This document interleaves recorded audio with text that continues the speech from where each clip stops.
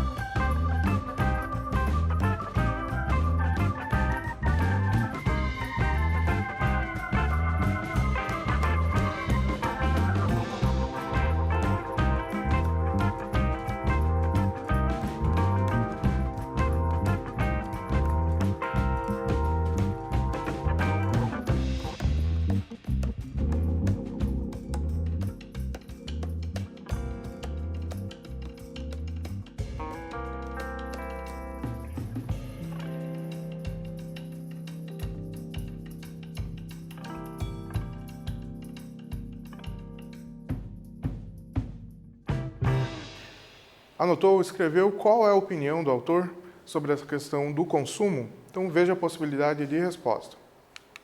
O autor defende a ideia de que a mentalidade consumista e a mentalidade egoísta são sinônimos. O consumo sem pensar nas consequências em relação ao planeta. Isso mesmo. Para o autor, uma pessoa que tem uma mentalidade egoísta é a mesma coisa que uma mentalidade consumista. É o mesmo significado, o mesmo sentido para ele, que é consumir sem pensar nas consequências, sem pensar nos outros, sem pensar no planeta. Temos um quiz, acompanhe. Todos esses fenômenos foram certamente causados pela ação dos homens. É necessária uma mudança de mentalidade. O uso da palavra certamente deixa em evidência uma apreciação do autor da carta. Qual? A. Dúvida. B. Afirmação. C. Negação. Qual dessas alternativas está ligada à palavra certamente?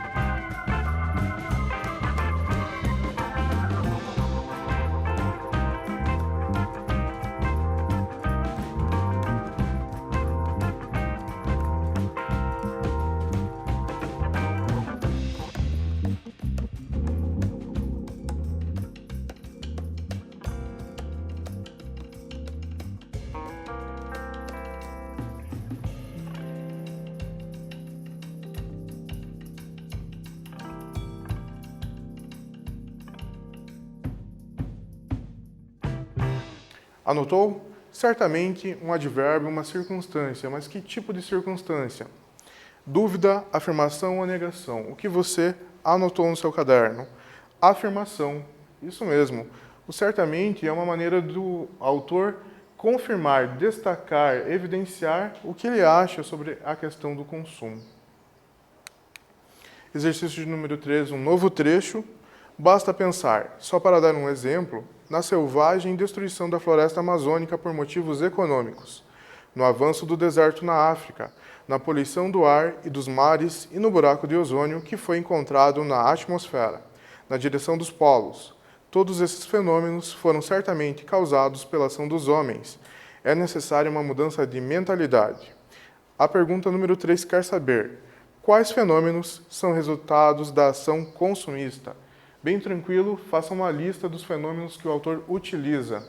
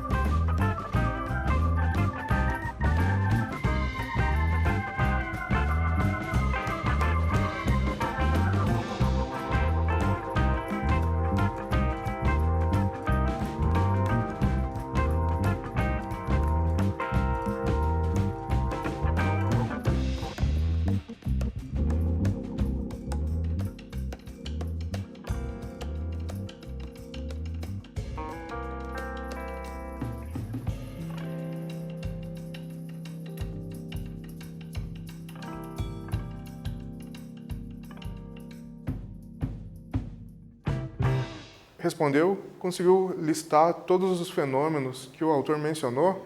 Você viu que a argumentação, ele pensou muito bem na estrutura do seu texto, né? Ele listou vários fenômenos que justificam a opinião dele. Lembrando que a opinião que respondemos no exercício anterior é a questão do egoísmo, de consumir sem pensar nas consequências relacionadas às pessoas e, por consequência, ao planeta.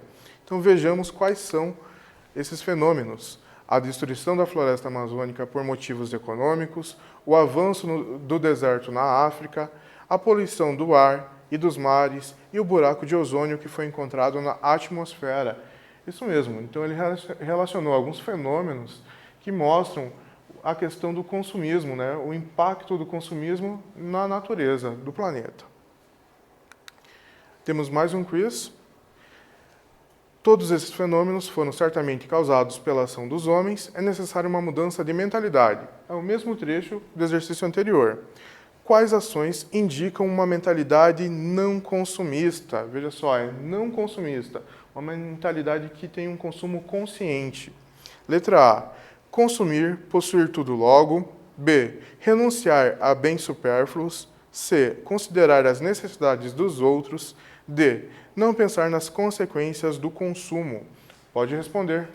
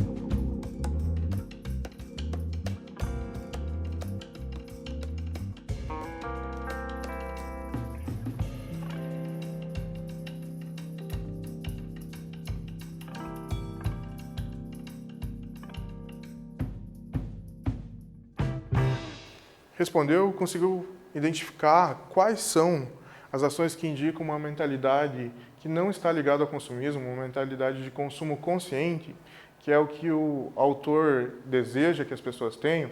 Ele faz até umas sugestões para solucionar esse problema.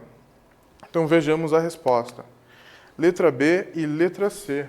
A letra B, renunciar a bens supérfluos. E a letra C, considerar as necessidades dos outros. Isso mesmo, são argumentos, soluções que são apontadas pelo autor-leitor para solucionar essa questão que ele mesmo levantou, do consumo, do egoísmo, em relação à questão do ato de comprar, né? Então ele traz essas duas ideias, esses dois pensamentos, para que as pessoas levem a sério e não consumam de uma forma que ele compara ao egoísmo. Estamos chegando ao final da aula e o que vimos na aula, né? Realizamos a leitura e compreensão de uma carta do leitor, identificamos o assunto, localizamos informações explícitas e inferimos informações implícitas.